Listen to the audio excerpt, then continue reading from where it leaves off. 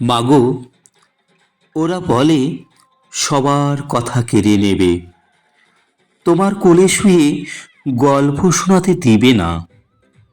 বলো মা, তাই কি হয়? 1952 সালের 21শে ফেব্রুয়ারি প্রাণের ভাষা, মনের ভাষা, মায়ের ভাষা, হৃদয়ের ভাষা বাংলাকে রাষ্ট্রভাষা করার দাবিতে বুকের তাজা লাল রক্তে রঞ্জিত হয়েছিল ঢাকার রাজপথ। মাতৃভাষা বাংলা চাই, এই স্লোগানে সেদিন মুখরিত হয়েছিল ঢাকার আকাশ বাতাস।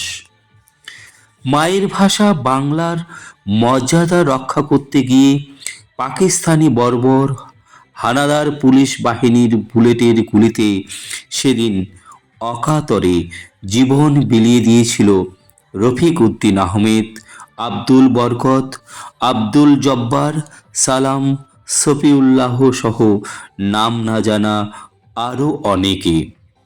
পৃথিবীর ইতিহাসে মাতৃভাষার জন্য রাজপথে বুকের তাজা রক্ত ঢেলে দেওয়ার এটি একমাত্র দৃষ্টান্ত। সেদিন তাদের রক্তের বিনিময়ে হেসেছিল দুঃখিনী বর্ণমালা ও মায়ের ভাষা। হৃদয়ের সবটুকু আবেগ ঢেলে দিয়ে সবার কণ্ঠে বেজে উঠেছে 21শে অমর শোকসঙ্গীত। আমার ভাইয়ের রক্তে রাঙানো 21শে ফেব্রুয়ারি আমি কি ভুলিতে পারি? 1947 সালের স্বাধীনতা প্রাপ্তির পর দ্বিজাতি তত্ত্বের ভিত্তিতে বৃহত্তর ভারত ভেঙে গড়ে ওঠে ভারত ও পাকিস্তান। পাকিস্তানের দুইটি অংশ, একটি পশ্চিম পাকিস্তান যা বর্তমান পাকিস্তান, আর একটি অংশ পূর্ব পাকিস্তান যা বর্তমানে বাংলাদেশ। 1948 সালের 21শে মার্চ পাকিস্তানি শাসক মোহাম্মদ আলী জিন্নাহ ঢাকার রেসকোর্স ময়দানে এক ভাষণের মাধ্যমে বুদ্ধি বিবেকহীন নির্লজ্জের মতো ঘোষণা করেন উর্দু এবং উর্দুই হবে পাকিস্তানের একমাত্র রাষ্ট্রভাষা। জনসভায় উপস্থিত ছাত্রনেতা এবং সাধারণ জনতার সঙ্গে সঙ্গে এই ঘোষণার প্রতিবাদ জানায় এবং সারা দেশে শুরু হয় দুর্বার আন্দোলন। ভাষা আন্দোলনের দ্বিতীয় পর্যায়ে সূচনা হয় 1952 সালের 27শে জানুয়ারি খাজা নাজিউদ্দিনের ভাষণের মাধ্যমে। এদিন পল্টন ময়দানে খাজা নাজিম উদ্দিন আলী জিন্নার কথার পুনরাবৃত্তি করে ঘোষণা করেন উর্দুই হবে পাকিস্তানের একমাত্র রাষ্ট্রভাষা। তার ঘোষণার প্রতিবাদে ছাত্ররা প্রতিবাদ সভা করে এবং 30শে জানুয়ারি ছাত্ররা ঢাকায় ধর্মঘট পালন করে। 31শে জানুয়ারি ঢাকা বিশ্ববিদ্যালয়ের লাইব্রেরি হলে ছাত্ররা 21শে ফেব্রুয়ারির হরতাল, সমাবেশ ও মিছিলের কর্মপরিকল্পনা গ্রহণ করে। অপমানে তুমি জ্বলে উঠেছিলে সেদিন বর্ণমালা, সেই থেকে শুরু মোদের দিন বদলের পালা। তাই তড়িঘড়ি করে তৎকালীন পাকিস্তানি সরকার 21শে ফেব্রুয়ারি থেকে 1 মাসের জন্য হরতাল, সমাবেশ, মিছিল, মিটিং নিষিদ্ধ করে 144 ধারা জারি করে। কিন্তু ঢাকা বিশ্ববিদ্যালয়ের ছাত্ররা বিভিন্ন হলে মিটিং করে 21শে ফেব্রুয়ারি 144 ধারা ভাঙার সিদ্ধান্ত গ্রহণ করে।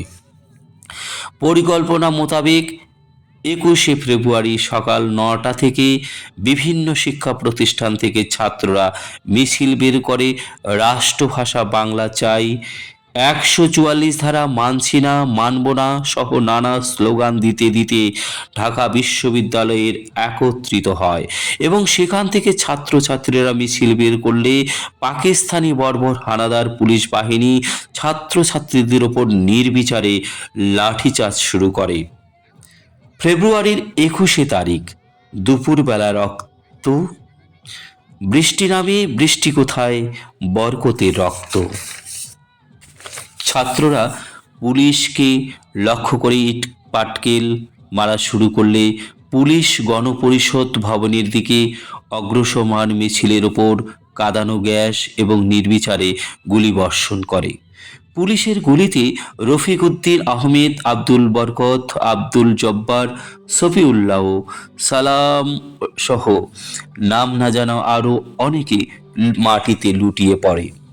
ছাত্র হত্যা সংবাদ দ্রুত ছড়িয়ে পড়লে সারা দেশের সাধারণ জনগণ রাষ্ট্রভাষা বাংলার দাবিতে রাজপথে নেমে আসে।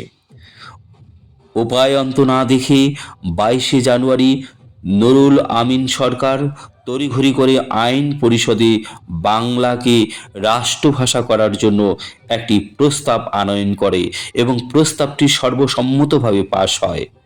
অনেকে মুখের উচ্চারিত হয় মোদের গর্ব মোদের আশা, আমরি বাংলা ভাষা, তোমার কোলে তোমার ছেলে, কতই শান্তি ভালোবাসা।